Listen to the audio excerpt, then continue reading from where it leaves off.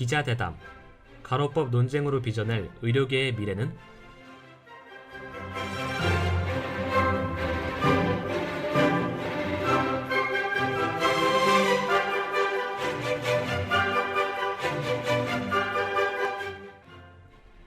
낭만 닥터 김사부, 슬기로운 의사생활, 닥터 차정숙.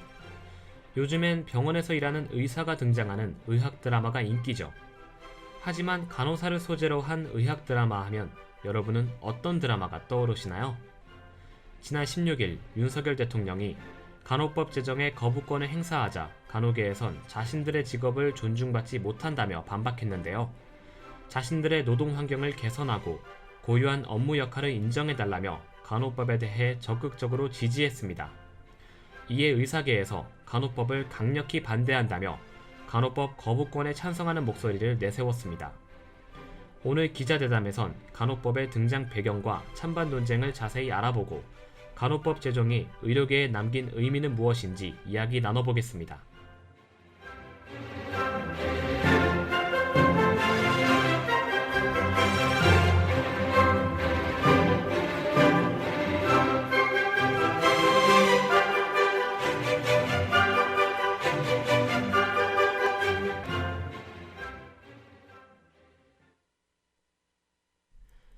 여름의 향기가 한껏 다가온 5월 셋째 주 기자대담. 오늘은 장수인 기자와 함께합니다. 안녕하세요. 네, 안녕하세요. 요즘 일교차가 커지면서 제가 여름 감기에 걸렸어요. 항상 감기 걸리지 않도록 조심하셔야 될 것 같습니다. 맞습니다. 병원엔 잘 다녀오셨나요? 안 그래도 점점 증상이 심해지는 것 같아 저번 주에 다녀왔습니다. 다행입니다. 병원에 가보면 의사, 간호사 등 다양한 의료인이 계시잖아요. 지난 16일 윤석열 대통령이 간호법 제정에 대해 거부권을 행사하면서 간호법에 대한 이목이 쏠리고 있습니다. 간호법이요? 이름을 보면 아마 간호사와 관련된 법인 듯한데요. 간호법에 대해 더 자세히 이야기 나눠봅시다. 간호법, 정확히 무엇인가요? 간호법이란 간호직종에 업무하는 분들의 근로환경 개선을 주장하는 법입니다. 의료계에서 뜨거운 감자라고 불릴 만큼 간호법에 대한 찬반 의견이 분분합니다. 그렇군요. 그럼 간호법에 대해 더 구체적으로 알아볼 필요가 있겠네요. 맞습니다. 간호법의 핵심은 간호 영역의 업무를 정확히 규정함으로써 간호사의 전문성을 강화하는 겁니다. 간호 영역의 업무라. 예를 들면 무엇인가요? 네, 흔히 병원에서 간호사는 의사의 처방과 진료 행위를 보조하는 역할인데요. 혈압과 체온을 측정하며 환자의 전반적인 상태를 파악하고 주사와 약물을 투입하는 등 간호기술에 따라 업무를 하고 있습니다. 그렇군요. 저도 병원에 가면 항상 간호사들이 계셨던 것 같아요. 그럼 간호사들의 더 좋은 노동 환경을 위해 간호사만의 법을 제정한다는 거군요. 맞습니다. 현재 우리나라에선 간호사가 많이 존재하지만 정작 그들을 위한 노동복지와 직업윤리가 부족하단 겁니다. 그렇네요. 우리나라엔 간호사가 얼마나 활동하고 있나요? 대한간호협회에 따르면 인구 1000명당 의료기관 근무 간호사 수는 3.8명입니다. 하지만 OECD 평균은 8.9명인데요. 우리나라 평균 간호사 인력이 OECD 평균 인원의 절반보다 더 적은 수치입니다. 와, 정말 우리나라가 상대적으로 간호사 인력이 적군요. 그럼 간호사 수가 적은 이유는 무엇인가요?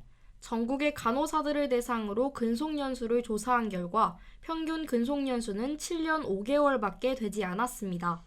7년 5개월이라 간호사가 되기까지도 오랜 노력과 시간이 걸렸을 텐데 왜 유독 우리나라 간호사의 평균 근속 연수가 짧은 건가요? 네, 복지부가 이번 달 7일 발표한 보건의료 실태조사 결과에선 간호사들의 직무 어려움의 이유로 업무량이 많으며 보수 수준이 낮다, 전문직으로서의 자부심이 낮다는 응답이 대다수였다고 합니다. 간호사로서 해야 할 일은 많지만 그에 비해 급여는 낮단 거군요. 저라도 업무량에 비해 적은 인정을 받으면 일에 대한 만족감이 낮을 것 같아요. 네, 그렇습니다. 짧은 근속연수에서도 알 수 있듯이 우리나라 간호사들이 업무 부담으로 인해 건강하게 일하지 못하는 상황임을 알 수 있습니다. 간호사의 업무 환경을 개선할 필요가 절실해 보입니다. 간호법의 내용은 또 무엇이 있나요? 제정된 간호법에선 간호 영역에 대한 보건복지부의 권한을 확대했습니다. 예를 들어 보건복지부 장관은 3년마다 간호사에 대한 실태조사를 통해 간호 현장에서의 인권침해 행위가 발생하지 않도록 조사할 의무를 명시했습니다. 맞아요. 저도 한 대학병원에서 간호사들이 서열을 나눠 군기를 잡았다는 이야기를 접한 적이 있는 것 같아요. 그렇습니다. 간호법이 시행된다면 간호사들의 업무 환경이 개선되고 간호계의 오랜 폐습이 멈추길 기대하고 있습니다. 이제껏 기자님의 말을 들어보면 간호법을 하루빨리 도입하는 게 좋을 것 같은데요. 간호법에 대한 반대 입장도 존재하나요? 네, 간호법 제정을 반대하는 입장도 존재합니다. 특히 간호사의 업무 범위에 대한 입장 차이로 찬반 의견이 나뉘고 있습니다. 업무 범위요. 더 구체적으로 설명해 주시죠. 만약 간호법을 통해 간호사의 독자적인 업무 권한을 인정할 경우 의사 고유의 영역인 환자 치료 및 처방의 권리를 침탈할 수 있다는 겁니다. 애초에 의사란 직업이 존재하기 때문에 각각의 직업 역할에 맞게 위계 질서가 성립돼야 한다는 입장이군요. 네, 맞습니다. 의사계에선 간호사의 업무 범위를 재정비하는 것엔 동의하지만 입법을 통하지 않고도 문제를 해결할 수 있다며 간호법 제정에 대한 강경한 반대 입장을 내세우고 있습니다. 아, 그렇군요. 의사가 되기까지도 수많은 시간과 땀을 들인 만큼 의사의 직업 역량을 존중해달란 입장도 이해가 되네요. 맞습니다. 또 간호사에게 독자적인 업무 권한을 부여할 경우 간호사가 단독으로 병원을 설립해 의료 행위를 할 수 있다며 반대하고 있습니다. 오, 이전엔 의사만 개원을 해서 환자를 진료할 수 있었지만 간호법에 제정될 경우엔 간호사도 병원을 설립할 수 있게 되는 거군요. 그렇습니다. 이에 대해 의사 측은 간호사들의 병원 설립 가능성은 의료 서비스의 질을 낮추게 되고 병원 운영이 이익 추구에 집중되어 의료의 본질이 흐려질 수 있다고 주장하고 있습니다. 듣고 보니 의사 입장에선 간호사들의 개원해서 환자 진료를 하는 게 자신들에게 불공평하다고 해석할 수 있겠네요. 네, 또 간호법상에선 간호사의 임금을 확대하고 근로조건 지침을 마련한다면 특정 직무 영역에만 사회적으로 이익을 주는 게 아니냐며 자유시장 경제 질서에 반한다고 말하고 있습니다. 간호법으로 간호사들이 혜택을 보는 건 당연하지만 간호사 외 다른 의료 직종들은 역차별 당할 수 있다는 뜻이군요. 와, 정말 간호법을 향한 찬반 논쟁이 뜨거운 것 같아요. 네, 이러한 간호법 제정은 윤석열 대통령의 대선 시절 공약이었는데요. 코로나로 인해 신규 전염병 치료로 고생하는 당시 간호사의 헌신과 희생에 정부가 합당한 처우를 해주는 게 타당하다고 생각했기 때문입니다. 대선 공약이라 그럼 현재 윤석열 후보자가 대통령이 됐으니 행정부가 간호법에 대해 적극적으로 지지하고 있겠군요. 논리상으론 그 말이 맞지만 이번 달 16일 윤 대통령이 간호법 제정안에 거부권을 행사했습니다. 예? 후보자 시절에 공약으로 내세운 간호법 제정에 거부권을 행사했다고요? 네, 윤 대통령은 간호법에 대해 사회적 갈등이 우려되는 법안이라며 형평성을 살펴 더욱 신중하게 수기 절차를 거쳐야 한다고 이유를 설명했습니다. 대선 시절보다 현재 의사계와 간호계의 입장이 더 분분하게 나뉘고 있어 행정부가 한 발 뒤로 물러선 것이죠. 그렇군요. 대통령이 법률 거부권을 행사했으면 간호법은 실현되기 어려운 건가요? 대통령이 거부권을 행사한 법안에 대해 국회가 재의결을 하려면 재적의원이 과반수 이상 출석해야 하고 출석의원 3분의 2 이상이 찬성해야 하는데요. 현재 의회에선 국민의힘 의원이 과반수가 넘는 115석을 차지하고 있어 모두 출석해 반대표를 던지면 재의결은 불가능한 상황입니다. 와, 어쩌면 윤 대통령이 소속된 국민의힘에선 간호법 제정에 대해 확실한 반대 의사를 표현하고 있는 것 같습니다. 네, 맞습니다. 이에 대해 더불어민주당을 비롯한 야당은 간호법 국회 재투표를 위해 나서겠다고 입장을 발표했습니다. 국민 건강권에 직결된 문제인 만큼 민주적 절차대로 추진하겠다고 말이죠. 와, 정말 의사계, 간호계뿐만 아니라 정치계에서도 간호법에 대한 열기가 뜨겁습니다. 그렇습니다. 또 대한간호협회는 윤 대통령의 간호법 거부권 행사를 규탄하기 위해 투쟁에 나섰는데요. 광화문에서 범국민 규탄대회를 열고 한 달간 간호사 면허증을 반납하겠다며 강하게 투쟁하고 있습니다. 간호법 제정을 위해 간호사 면허증을 반납하다니. 그럼 그 규탄의 주요 내용은 무엇인가요?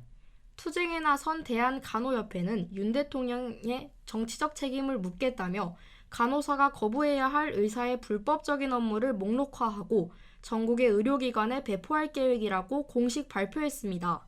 간호사가 해야 할 업무 외에 비공식적인 업무를 의사가 반복적으로 지시할 경우 간호사의 직업 권리를 무시하고 있다고 해석할 수 있겠네요. 맞습니다.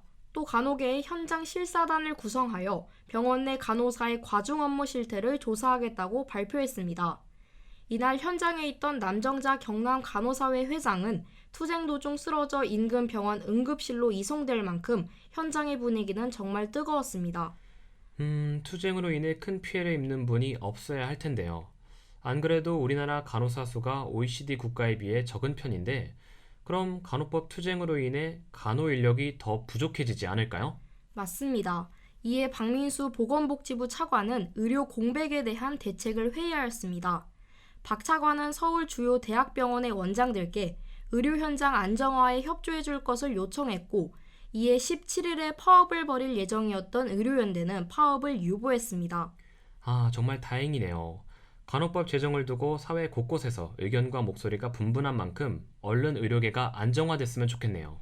맞습니다. 이렇게 간호법 제정에 대해 활발히 논쟁이 나뉘는 것도 궁극적인 의료계 환경 개선을 위한 촉매제로 작용할 수 있습니다.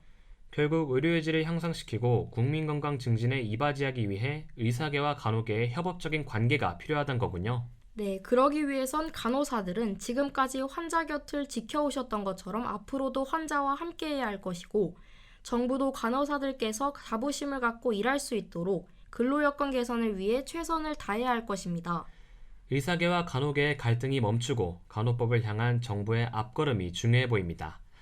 그럼 오늘 기자대담 여기서 마치겠습니다. 장수인 기자 수고 많으셨습니다. 네, 수고하셨습니다. 그럼 조이와 하동균의 푸른밤 이 노래 듣고 와서 기자대담 마무리하겠습니다.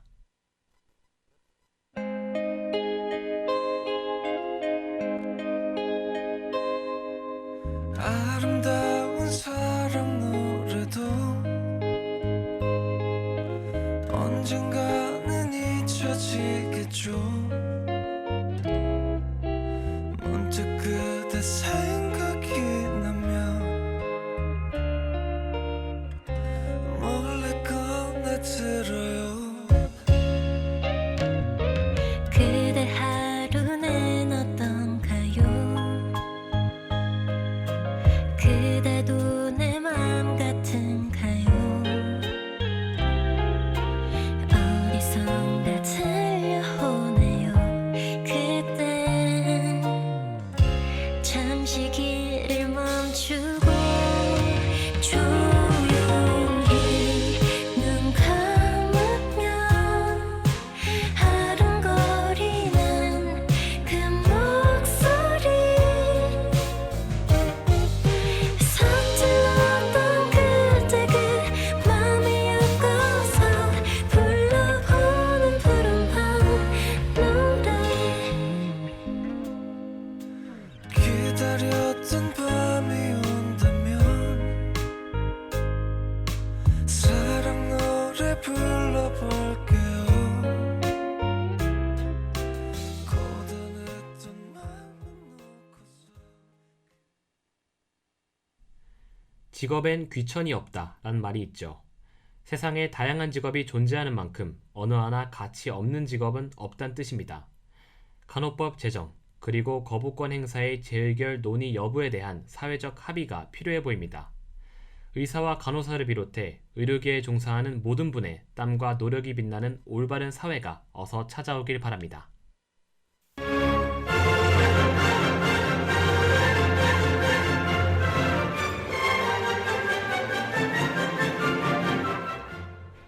기자대담, 간호법 논쟁으로 빚어낼 의료계의 미래는 지금까지. 제작 보도부, 기술 최혜림, 그리고 담당의 김건아. 장수인이었습니다.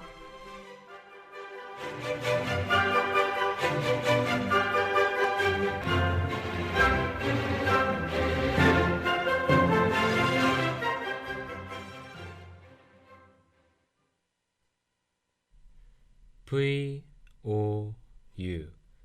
여기는 정성을 다하는 여러분의 대학의 소리 방송입니다.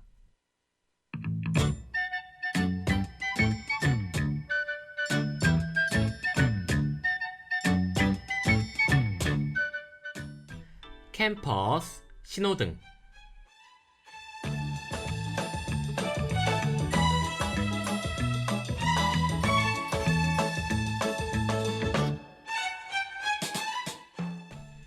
우리 학교 고항대회 운영위원회에선 이번 달 1일부터 제21회 고항컵을 개최했습니다. 대한민국 스포츠 역사에서 대학 스포츠를 빼놓을 수 없죠. 1990년대 대학 스포츠 리그는 대학 운동부가 인기를 주도하며 새로운 문화로 떠올랐습니다. 이런 시대 상황을 보여주듯 인기 드라마인 응답하라 1994에서도 주인공이 대학농구 리그에 열광하는 모습을 볼 수 있습니다. 대학 스포츠에 전국민적 관심이 쏟아지던 과거와 달리 현재는 선수 수급 및 환경 유지가 고루 이루어지지 않아 지원이 줄어드는 상황입니다. 대학 스포츠는 일상 체육 참여와 스포츠 리그에 대한 관심을 독려하는 역할을 하는데요. 오늘 캠퍼스 신호등에선 대학 스포츠가 가지는 의미에 대해 얘기해 보겠습니다.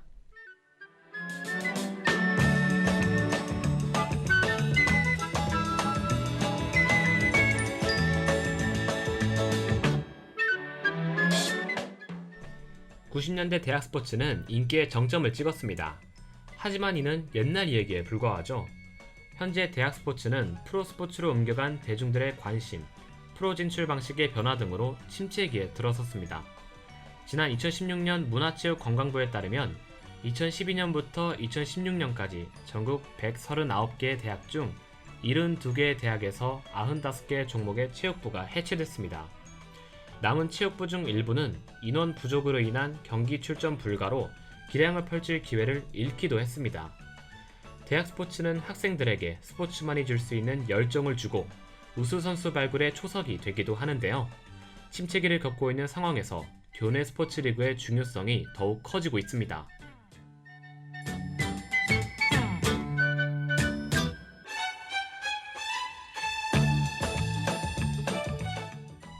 지난 1일 개막한 경희대학교 고항컵은 서울 캠퍼스 최대 규모의 체육 행사입니다.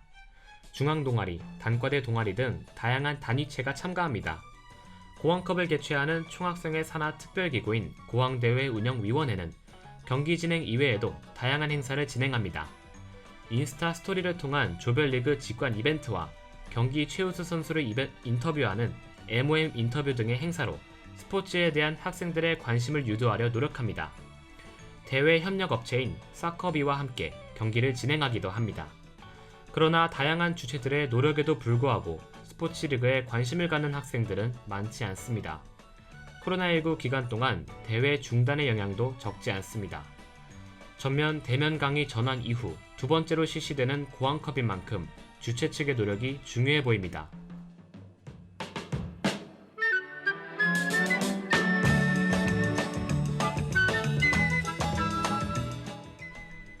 지쳐있던 일상에 활력을 주는 스포츠. 우린 체육 행사에 직접 참여하지 않더라도 하나된 마음으로 서로를 응원할 수 있습니다. 대학 스포츠를 이어갈 수 있는 큰 이유 중 하나인 학생들의 관심은 대학 체육 행사에서 시작되기도 하죠. 다양한 외부 요인들이 학생 선수들에게 악영향을 미치지 않도록 스포츠에 대한 학생들의 관심이 필요해 보입니다.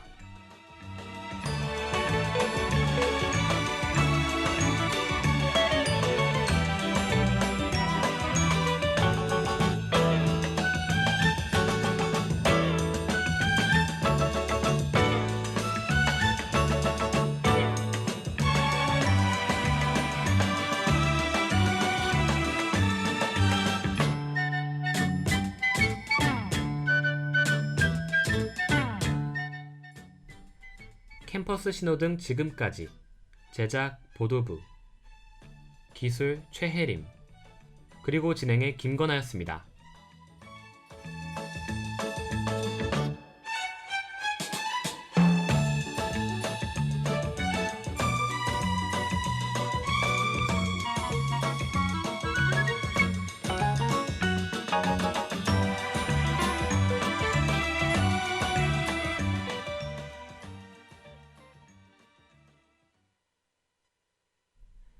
VOU. 여기는 정성을 다하는 여러분의 대학의 소리 방송입니다.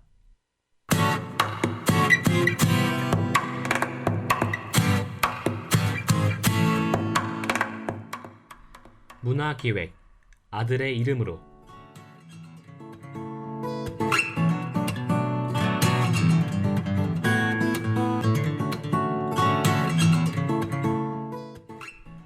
어제 5월 18일은 광주 민주화운동이 일어난 지 43년째 되던 날이었습니다. 무려 43년이 지났지만 무고한 시민들에게 총구를 겨눴던 사람들은 반성하는 기색 하나 없이 살아가죠. 여기 반성 없는 자들을 향해 복수를 시작한 남자가 있습니다. 1980년 5월의 광주를 잊지 못하고 괴로움 속에 살아가던 남자이죠. 그는 소중한 아들과의 약속을 지키기 위해 과거에 대한 반성 없이 호의호식하며 살아가는 사람들에게 복수하기로 마음먹었습니다. 연기파 배우 안성기가 바로 이 복수를 꿈꾸는 남자 오채근을 연기했는데요. 오늘 문화기획에선 반성 없는 세상을 향해 또 아들을 위해 복수하는 한 남자의 이야기, 영화 아들의 이름으로에 대해 이야기 나눠보겠습니다.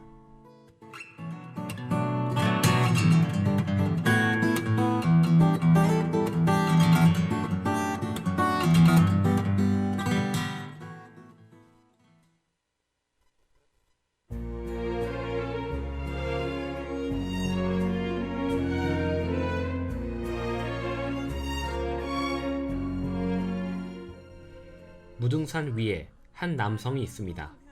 이 남성, 나뭇가지에 끈을 매달았습니다. 주인공 오태근은 짓눌리는 삶이 버거워 삶을 놓으려 했습니다. 하지만 이 선택을 저지하려는 듯 새 한 마리가 오태근 곁으로 와 지적입니다. 생뚱맞게 앵무새입니다. 이미 사람 손에 길들여진 앵무새를 어찌 산에 홀로 내버려 두겠습니까? 그는 결국 앵무새를 집으로 데려와 키우기로 결심합니다. 이제 앵무새는 그의 가족이 됩니다. 죽은 아들의 빈자리가 컸는데 이 새가 그에게 힘이 됩니다. 오채근이 산에서 돌아온 건 비단 새 때문은 아닙니다. 완수해야 할 일이 있기 때문이죠. 세월은 흘러가도 산천은 안다. 깨어나서 외치는 뜨거운 함성. 오채근은 대리운전 일을 합니다. 하루는 운전을 하던 중 정신병원 앞 국밥집에서 일하는 여자에게 술 취해 치근덕거리던 남자를 보고 그녀를 도와주죠. 그렇게 연이 닿은 진이라는 이름의 여자. 진이는 겨우 4살 때 5.18 사건으로 엄마가 총에 맞아 돌아가셨습니다. 그 이후로 진이 아버지는 벌써 40년째 정신과 병원에서 생활 중이시죠. 하루는 채근이 진이 아버지를 뵈러 갔습니다. 그런데 진이의 아버진 채근에게 어려운 부탁 한 가지를 합니다. 아버진 그에게 자신을 이렇게 만들어 놓고 호의호식을 누리며 살아가는 공수부 여단장을 처단해달라 부탁합니다. 채근은 열의를 갖고 아버지의 부탁을 들어주려 노력합니다. 이 어려운 부탁을 그가 왜 들어주는 걸까요? 그는 이 복수를 자신의 죄를 반성하기 위해 합니다. 다름 아닌 그가 바로 5.18 사건의 가해자 중 하나였기 때문이죠. 사실 진이가 아버지가 채근에게 했던 부탁은 채근의 아들이 죽기 전 그에게 준 과제와도 같았습니다. 채근의 아들은 채근이 반성하고 그날의 진실을 밝히길 원했죠. 그는 아들과의 약속을 잘 지켜낼 수 있을까요? 뜨거운 함성.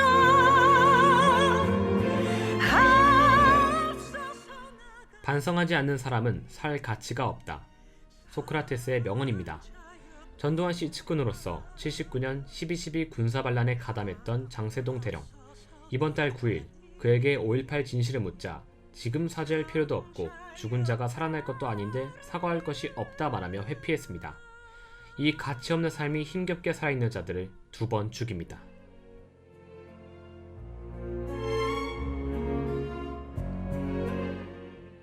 문화계획 아들의 이름으로 지금까지 제작 보도부 기술 최혜림 그리고 담당의 김건아였습니다.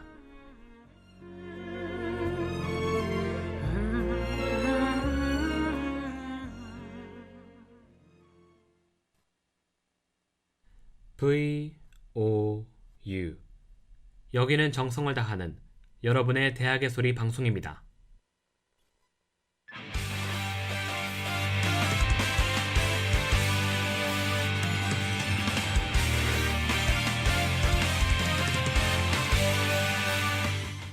주간 스포츠.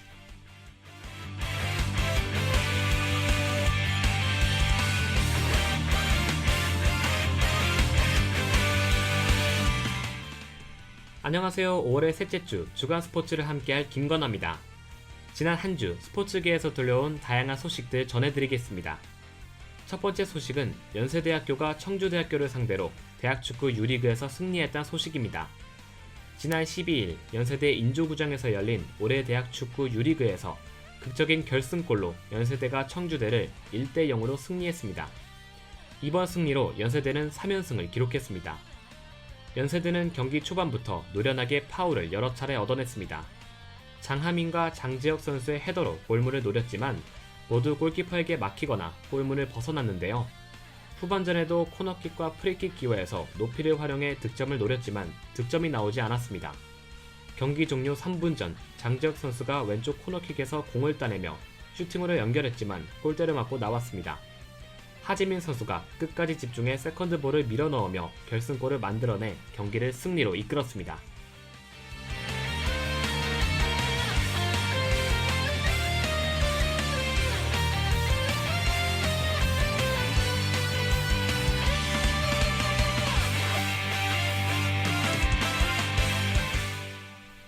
두 번째 소식은 우리 학교가 대학 배구 유리그에서 성균관대학교를 상대로 승리를 기록했습니다.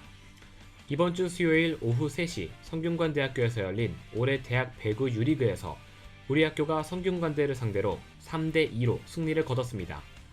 우리 학교가 성균관대의 경기에선 우리 학교가 풀세트 끝에 3대2로 승리했는데요. 이번 경기를 승리로 이끈 우리 학교 박예찬 선수와 이정민 선수는 각자 27점, 22점을 기록했습니다. 또 김영태 선수도 14점을 올리는 동안 공격 성공률은 무려 75%에 도달할 만큼 좋은 활약을 펼쳤습니다. 성균관대는 많은 선수가 고른 경기력을 보여줬는데요.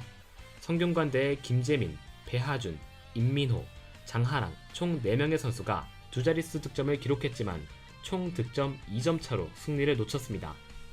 우리 학교는 4월에 열렸던 명지대학교와 한양대학교의 경기에서 패배를 맛봤지만 지난 10일 경상국립대학교와 이번 성균관대와의 경기에서 연달아 승리하며 분위기 반전에 성공했습니다.